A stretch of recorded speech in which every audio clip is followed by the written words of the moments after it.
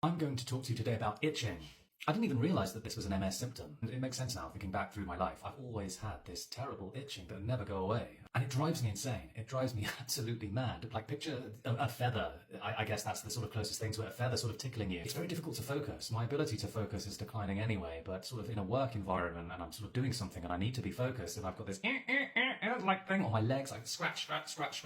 And it's worse when it's an area of your body that you can't reach, like the sole of your foot. It drives me insane.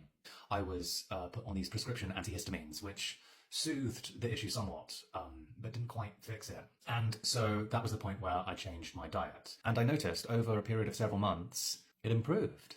My itching sort of petered away, and then it got to the point where I didn't even need to take the prescription antihistamines anymore. I've noticed the last sort of couple of weeks, it's gotten really cold where I live, and the itching has come back with a vengeance. It's worse at night.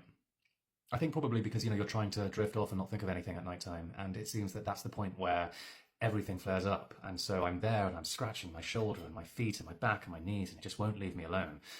There are times where I just go for it, and I just scratch like a maniac, and then I'm left with like red raw limbs, and the itching doesn't go away. I'm quite shocked with the amount of people that have described their itchiness. I really didn't think that this was a thing, but it seems that so many people with MS have this incessant itching. The only thing that's really helped for me in the short term is prescription antihistamines, and of course, changing my diet. That had really quite a potent effect on this problem. I've had some people respond to my videos and suggest that a wet flannel kept in the freezer and then applied to the affected area, that can be really helpful. I wonder, if you have MS and you have this incessant itching that won't leave you alone, what's your experience of it? Is there anything that you do to combat the problem?